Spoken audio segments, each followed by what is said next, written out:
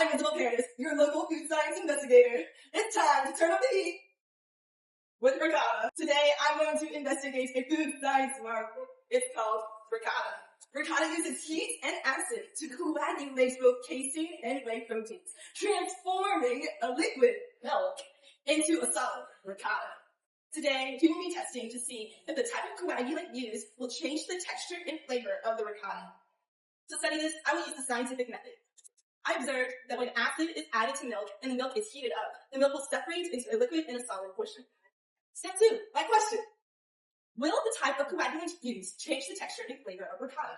Well, to answer this, I have to do my research, right? My food science fact number 1. Coagulation transforms the proteins in a food from a liquid to a solid state. This is accomplished by mechanical agitation, acids, or heat.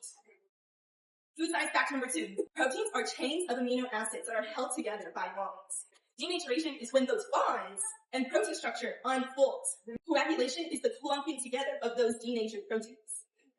Casein has a negative charge, which makes them soluble in water, or in our case, liquid milk. When you add the acid, you're creating protons. You're adding protons to the liquid. And this will lead to a separation into curds and whey. The proteins in the whey are globulin and albumin. 7. When you combine heat and whey proteins, you get denaturation.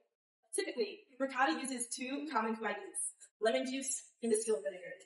Both have the ability to denature and coagulate proteins. Step 4, construct a hypothesis. The type of coagulant used will not affect the texture of the cheese, but it will affect the flavor. Step 5, testing my hypothesis. We will be producing ricotta using lemon juice and distilled vinegar. Alright, to make the ricotta, we need to fill a pot with the milk. So since you're going to be making ricotta with vinegar and lemon juice, I'm going to be pouring this gallon into 2 separate pots. We're going to heat it over the stove until it reaches 185 degrees Fahrenheit. When the milk is heated to about 185 degrees Fahrenheit, the whey proteins, they're going to unfold and lose their natural structure. This is called denaturation. This will make them more likely to bind with the casein, helping to make soft, fluffy curds. Now we're going to be adding the acids to coagulate proteins. Now the curds should begin to form. Stop stirring as soon as they have formed throughout the pot. Without stirring, continue to hold the milk at 185 Fahrenheit for 20 minutes.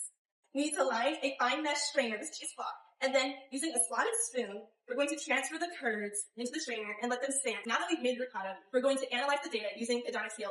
Based on the firmness, we decided that they both had the same level of firmness, but the lemon juice yielded a non-neutral flavor. It had a more lemony zing, and the vinegar yielded a neutral flavor.